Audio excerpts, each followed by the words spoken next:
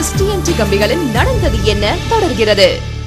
Welcome back to Ran India extra plus TMT கம்பிகள் நடந்தது என்ன. திருநெல்வேலி மாவட்டம் புலவனூர் கிராமத்தில் கடந்த 5 வருஷத்தில் 100க்கும் மேற்பட்டவர்களுக்கு பேய் பிடித்திருக்கிறது அப்படிங்கிற தகவலை கேள்விப்பட்டு அங்கே போனோம். உண்மையிலேயே அங்கே அவ்வளவு பேருக்கு பேய் பிடித்திருக்கிறதா? நாம் சென்றிருந்த நேரத்திலும் புலவனூர் கிராமத்தை சேர்ந்த சிலருக்கு பேய் பிடித்திருந்தது. அவர்களை சந்திக்க முயற்சித்தோம். ஆனால் ஊர் மக்கள் சிலர் நம்மை வழிமறித்து அவர்களை பார்க்க விடாமல் தடுத்தனர்.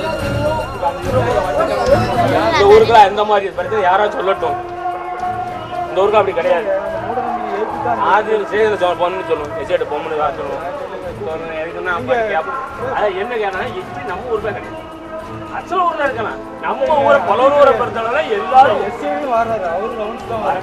ஆனா அப்படி ஒண்ணு கிடையாது. நம்ம ஊருக்குள்ள அந்த மாதிரியே கிடையாது. அது அப்படி கிடையாது. என்ன இருக்குன்னு சொல்லுங்க. பொருளை கிளம்ப கூடாது. பொருளை கிளப்பிட்டு நான் பிரச்சனை 2 4 போடுறேன் இருக்கும்.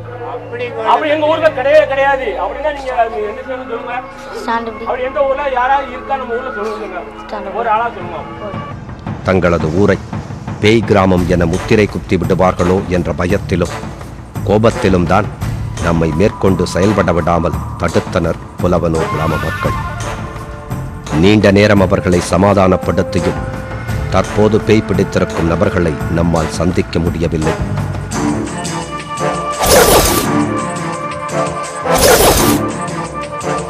புலவனூர் கிராமத்தில் எங்கே திரும்பினாலும் தெருவுக்கு தெரு முக்குக்கு முக்கு யாரை சந்தித்தாலும் ஏதோ ஒரு கதைகள் பேய் சார்ந்த கதைகளும் ஒவ்வொருத்தருக்கும் அந்த பேய் சார்ந்த சம்பவங்களும் கூட இருக்கிறது அப்படிங்கிறது நிஜமான ஒரு விஷயமா இருக்குது.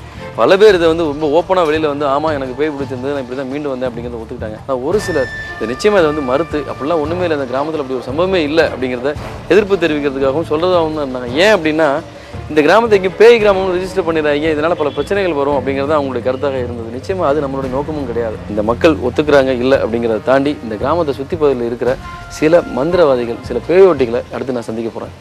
புலவனூர் மற்றும் சுற்றுவட்டார கிராம பகுதியில் அதிக பேருக்கு பேய் பிடிப்பதால் அதை சரி செய்வதாக கூறி பல மந்திரவாதிகளும் முளைத்துள்ளனர். வாரத்தின் செவ்வாய் வெள்ளிக்கிழமைகளில் இவர்கள் படு பிஸி. பேய் ஓட்டும் சாமியார்கள் சிலரை சந்தித்து அவர்களின் நடவடிக்கையை அறிய எண்ணினோம்.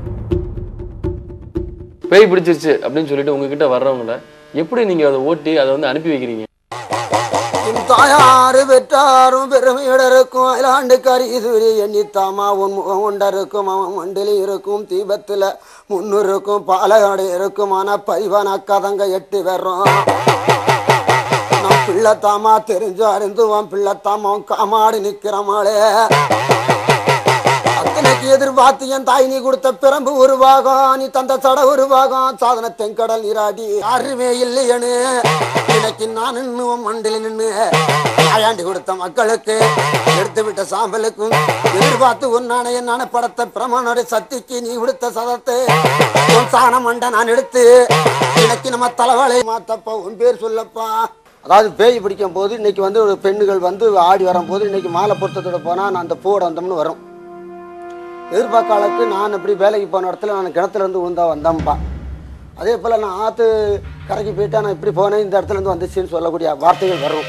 அப்போ உனக்கு என்னமா வேணும்னு கேட்டால் நான் என் தாய் நீ அக்கா தங்கச்சி இருந்தாலும் எனக்கு நல்லது சொல்லமா, நீ எந்த விவரத்துலேருந்து எந்த பேய் வந்தாலும் இந்த பேயோட பிரச்சனைகளுக்கு நீ இவ்வளோ தலைக்கு இந்த குழந்தைய இவ்வளோ பாடுபடுத்தி என்ன காரணம், எத்தனை வருஷம் ஆச்சு, இத்தனை வருஷத்துல நான் உட்காந்தேன், எனக்கு இன்னது வேணும்ப்பா, சேலையை கொண்டாம்பா சட்டை கொண்டாப்பா, நான் சேலை சட்டை தரமாட்டா ஐயாட்ட தரேன் வலையை தருவேன், நீ நீண்டு இருந்தா நீதி கொடுத்தா உன்னுடைய கட்டுப்பாட்டுக்கு எனக்கு நல்ல வாக்கு கொடுத்து வலைக்கு கொடுத்துட்டு போய்கிட்டே இருமா, உனக்கு நல்லா இருந்தால் ஒப்புக்கொள்ள அடுத்த வருஷம் நல்லா இருந்தால் சாமிக்கு என்ன செய்ய செஞ்சுக்கா அப்படின்னு சொல்லி அந்த பேயை போக்குடுறோம். நாம் சென்றிருந்த நேரம் பேய் பிடித்துள்ளதாக கூறி சாமியாரிடம் வந்திருந்தான் ஒரு சிறுவன். சிறுவனின் தலைமேல் ஒரு சிலம்பை வைத்து பேயோட்ட துவங்கினார் சாமியார்.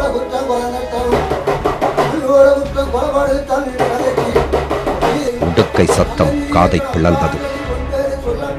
எந்த ஒரு அசைவுமின்றி அப்படியே அமர்ந்திருந்தான் அந்த சிறுவன்.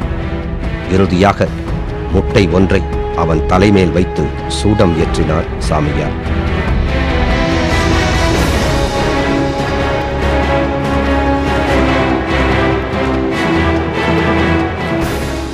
ஆற்றங்கரை பக்கம் சிறுவன் படிக்கச் சென்றபோது அவனை ஏதோ ஒரு பேய் லேசாக சிண்டியிருக்கிறது என கூறினார். சிறிது நேரத்தில் பேய் ஓட்டப்பட்டு விட்டதாக கூறி சிறுவனை அனுப்பி வைத்தார்.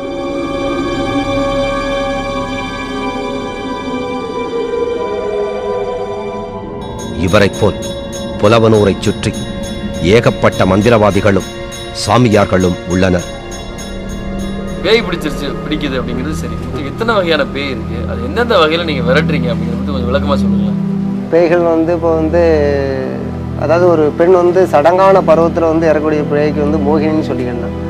அது மாதிரி திருமணங்களை முடித்து பிள்ளைகளை விட்டு பரிதவிக்க இறந்தது அந்த மாதிரி ஆத்மா பரிதவிச்சு கண்டிப்பாக தன்னுடைய தன்னிலையிலிருந்து மறந்து போகாது. அது மாதிரி ஆக்சிடென்ட்டில் இறக்கக்கூடிய பேய்க்கு எப்படின்னு கேட்டிங்கன்னா ஒரு குறிப்பிட்ட வருஷங்களுக்கு பிறகு வேதாளன்னு சொல்லக்கூடிய முனின்னு சொல்லக்கூடிய அளவுக்கு மாறும். இந்த மோகினியோட ஒரு 10 வருஷம் 20 வருஷம் அதோடைய ஒரு இறந்த சடங்கானப்பில் ஒரு 10 வருஷம் தாண்டியாச்சுன்னா அது முனி ஆயிடும். முனின்னு சொன்னியாச்சுன்னா அது கிட்டத்தட்ட ஒரு எத்தனை பேர் இடங்களில் பார்த்தாலும் அது கட்டுப்படாது. காரணம் ஏன் கட்டுப்படாது, அதனுடைய சக்தி அதிகரிச்சுக்கிட்டே இருக்கும். ஒரு சடங்கான பிள்ளை இறந்தாச்சுன்னா அதுக்கு கண்டிப்பாக ஒரு கடவுளோட பாதி சக்தி அதில் இருக்கும். இவர்களை நாடி வரும் மக்களின் எண்ணிக்கையும் நாளுக்கு நாள் அதிகரித்த வண்ணமே தான் இருக்கிறது. பேயை பார்த்தேன் அப்படின்னு சொல்றவர்களுடைய கருத்துக்கள், எனக்கு பேய் பிடிச்சது அப்படின்னு சொல்றவங்க சொல்லக்கூடிய விஷயங்கள், அவர்களுடைய அனுபவங்கள், இது எல்லாத்தையும் தாண்டி அங்க உண்மை நிலை என்ன இருக்கு அப்படின்னு தெரிஞ்சுக்கணும்னா நாமே நேரடியாக அந்த அனுபவத்திற்குள் இறங்க வேண்டும். அதனால நாம இன்னைக்கு இரவு அந்த கிராமத்துல தங்க போறோம். பேய் வருகிறதா பார்க்கலாம் இடைவேளைக்கு பிறகு.